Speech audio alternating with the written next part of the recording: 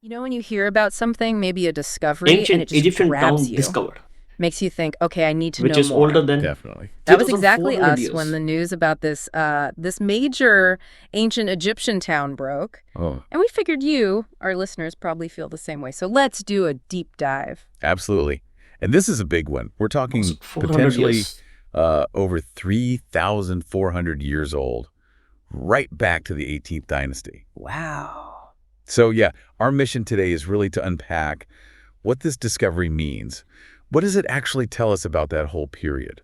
Because it connects to some very famous names. Yeah, we're talking Akhenaten, right? The pharaoh who sort of turned religion on its head. That's the one. Him and his son, Tutankhamun. Everyone knows King Tut. Of course. And this town, Kom Nugus, it's near Alexandria, up in northern Egypt. Exactly, near Alexandria. It's kind of amazing to think of a big town thriving there all that time ago. It really is. And what's really exciting, I think, is how this could, shift our understanding of the 18th dynasty. How? Well, it was such a period of change already. And this settlement, it might give us new angles on the politics, the society, maybe even the religion of the time. It could even potentially tweak the historical timelines we work with and maybe give us a richer picture of Akhenaten's rule, its reach. Okay, right. But this wasn't found, like, last week, was it? I thought the first signs were back in 2013. Good point. Yes, the initial identification was around then. Yeah. It's been an ongoing process. So why the deep dive now? What's new? Well, it's the more recent work. Yeah. The ongoing digs and the analysis that's really bringing out the significant details. Ah, okay. And what's really jumping out is that the evidence seems to be pushing the town's origins back earlier than maybe previously thought. Earlier. How much earlier? Well, people might have assumed its main importance was later, Hellenistic times. But these finds, they strongly suggest it was established, properly established, much earlier. Yeah. King Tut's Right in father. Akhenaten's time. Whoa, okay. That is a shift. So what's the evidence? What are they actually finding that points to Akhenaten's era? Who's doing the digging?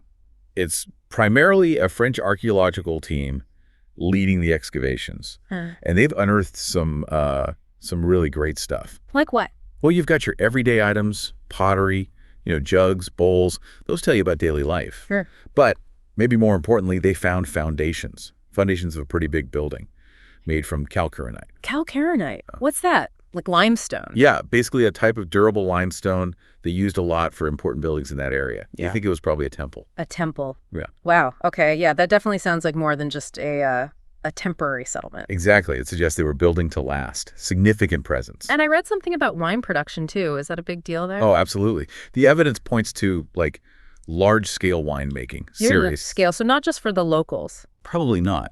The scale hints at something more organized. Maybe even, linked to the royal court's economic interests. Linked to the court. Okay, no, that's interesting. How so? Well, this is maybe the most exciting bit. They found a jug, right? And it was stamped. Meritaten. Stamped with the name Meritaten. Meritaten. Hang on. Yeah. Akhenaten's daughter? Tutankhamun's sister? That's her, his eldest daughter. Okay, yeah. That is a direct royal link, isn't it? Precisely. I mean, a stamped jug like that, it strongly implies a connection between this place and the royal family. So the wine could have been for them. It's a very real possibility. Maybe it was specifically for the court, or perhaps this whole operation was part of an estate managed by Meritaten or dedicated to her. Huh. It's just one artifact, a jug, but it potentially tells us so much, connects directly to these huge historical figures, maybe even hints at the role royal women played economically. It's amazing, isn't it, how one small thing, a stamp on a jug, can open up all these possibilities, and it really does bring Akhenaten and Tutankhamun closer somehow. We know the basics, right? Akhenaten and his focus on the Aten sun disk, this big religious shift, and then Tutankhamun bringing back the old gods. How does this town fit into that story? Well, thinking bigger picture, this discovery gives us a physical piece of the world Tutankhamun grew up in, the world he inherited. Right. It shows that even while Akhenaten was focused on Comment his on new this. capital, Akhenaten Disco. and the Aten called, other things were happening. Significant towns are being built elsewhere, possibly with direct royal backing. So it wasn't all just about the religious changes. Life went What is your on, thought on this administration story? continued. Comment below. It seems so. It adds, a layer of complexity.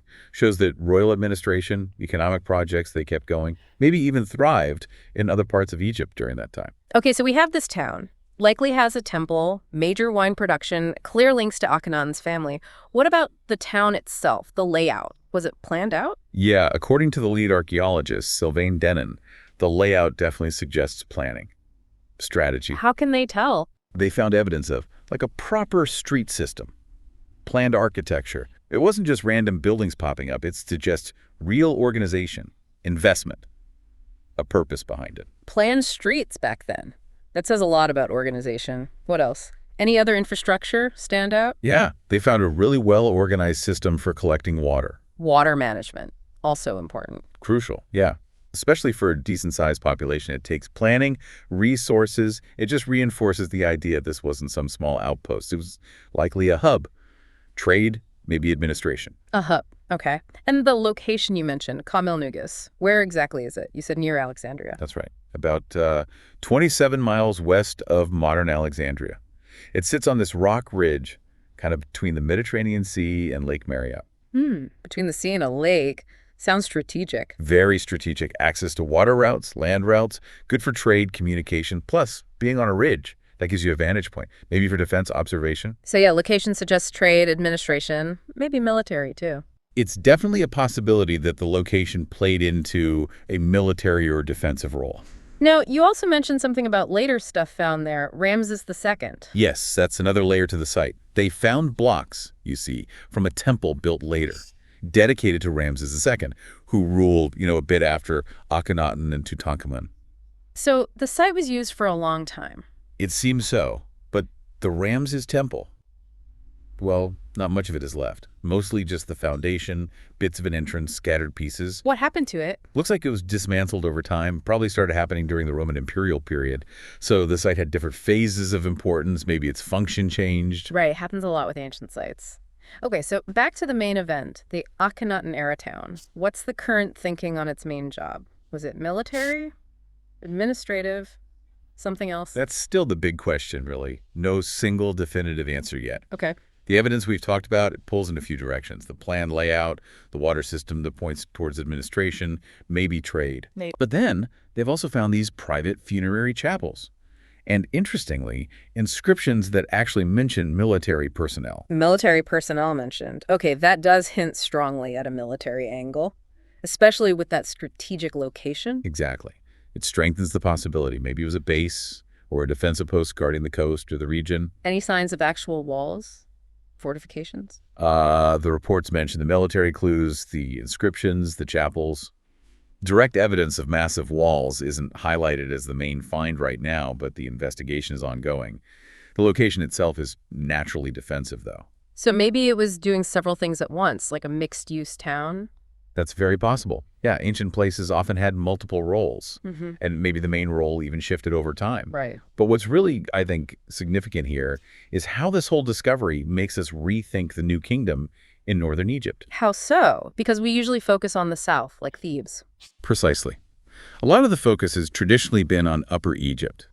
This find at Kham-el-Nugus really underlines that there was significant activity, important centers, up north too.